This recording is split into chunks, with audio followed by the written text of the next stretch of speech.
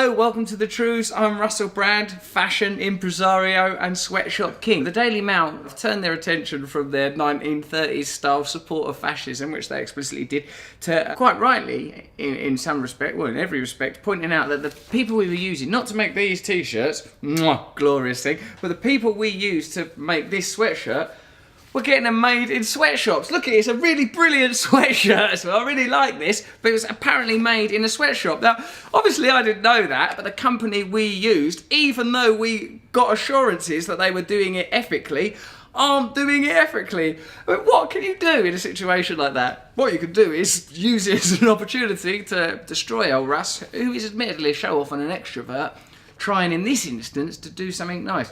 Hypocrite brands trendy tops made in Bangladesh sweatshop, so they admit they're trendy.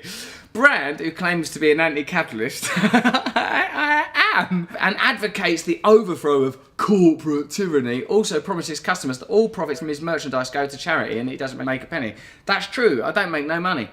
Last night, politicians and campaigners called Brand a grade A hypocrite, accusing him of double standards. When they said MPs, they mean one MP, they mean this one. Tory MP Conor Burns, he said last night, "This proves what we knew all along. Russell Brand is a grade A hypocrite." Let's look into Conor Burns, see what kind of dude he is. During Conor Burns' failed election campaign in 1994, he called voters that were at a hustings event spastics and referred to a disabled woman as a hunchback. That's Conor Burns for you there. When this sort of thing happens, it means the Daily Mail have gone around calling people going, yeah, we've done some research, we're in our tireless campaign to destroy Russell Brand. Why would you be into that? Oh, nothing. Is it connected to when I've done that film, Emperor's New Clothes, where it exposed that Lord Rothermere, who owns the Daily Mail, is a non-domicile? It's nothing to do with that. Have you done anything about him being a non-domicile? We're not here to talk about non-domiciles who don't pay their taxes and own newspapers.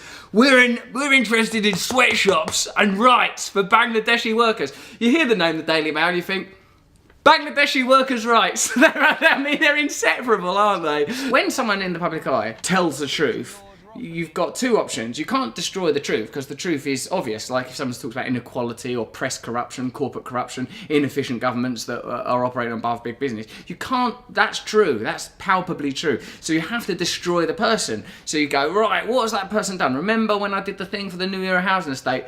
His landlord has money in a tax haven. Well, I don't bloody know. Like, the Daily Mail is demanding a level of scrupulousness, scrutiny, and analysis from me that, like, it'd be beyond, like, Sherlock Holmes, wouldn't it? I'm not going to go, right, look, all I can do is, like, go, right, make these sweatshirts. Obviously, don't get them made in some bloody sweatshop. Yeah, we won't. They did! So obviously what we'll do is we'll get that made somewhere else. But like, what degree of diligence are you expecting of me? Is it that the Daily Mail trying to help? God, we've got to help Russell stay on track. Or is it the Daily Mail just want to destroy any anti-corporate voice, any anti-press corruption voice? Anyway, let's carry on with the story. Factory workers in Bangladesh told the Mail, who's making that call? That they work 6 to 7 days a week and can barely support their families. Obviously that's wrong. I care about that. We should do something about that. We should think about some of the other companies that use bloody sweatshops. Topshop, American Apparel, Abercrombie and Fitch, Burberry, Nike, Adidas, IKEA, Walmart, Monsanto, Kraft, Nestle, Dole, Matalan, Promark, Joe Fresh, Bon March, Carrefour, Mango, Benetton, Disney, La Senza, US Military, Victoria's Secret, Gap, Alexander Wang, Microsoft, Apple, Zara, Samsung, Starbucks, and Toyota. So obviously Daily Mail won't be accepting any advertising on their website or on their newspaper from any of their companies because we know that Daily Mail's really against. I mean, they're ringing up Bangladeshi sweatshops all the time. That's what the Daily Mail's about. If any of them Bangladeshis try and get refugee status to this country, they'll see another side of the Daily Mail. But for as long as they're in Bangladesh, the Daily Mail likes them. One worker, Nishat Bejam, said a pay rise policy is absent. I spoke with our manager once, but he said I must wait. I'm still waiting. In the absence of a union, it's hard to get a manager to listen to one individual worker. So the Daily Mail is become a vehemently pro-union publication. So we're going to be seeing the Daily Mail now supporting Unite and Unison and getting on the struggle of workers all over our country. Like if they're looking for campaigns and things to get behind, the Daily Mail could focus on the press breaches of press regulation codes. The Daily Mail are the worst breaches of press regulation codes. So that's something they've got direct control of. They're massive tax avoidance hypocrites. They're owned through a company in Bermuda. The Daily Mail is a tax avoider. So all that stuff stuff. Immigrants coming over here, benefits cheats. They don't pay their taxes. They avoid it. They have elaborate, sneaky, crafty schemes to avoid paying taxes. You've got to look at where the information comes from. I'm not saying it's all right for me to use a sweatshop. Of course it bloody isn't. But it was a mistake. It stops immediately right away. But that whole t-shirt, and these are all right. These ones, apparently, I don't know who these are made by. Millionaires. Lord Rothmere sews this up with golden thread on a big armchair made of money that he's not paid any tax on. So the only way to be sure that a t-shirt's made by someone who's stinking filthy rich is to get Lord Rothmere and Paul Dacre, the fat cats of the Daily Mail, to make it themselves.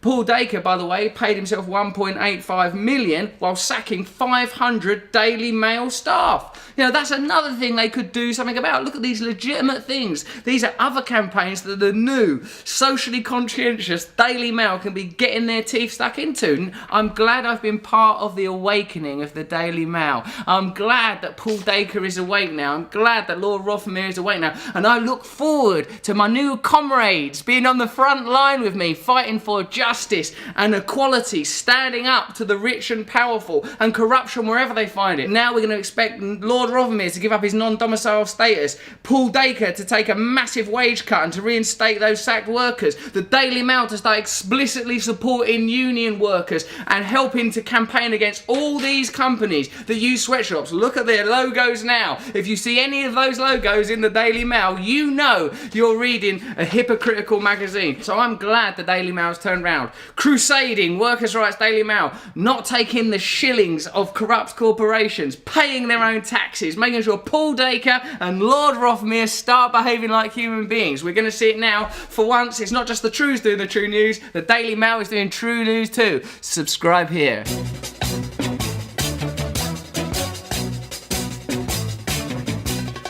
Nose is a tool that is abused to fool you and to leave you scared and confused.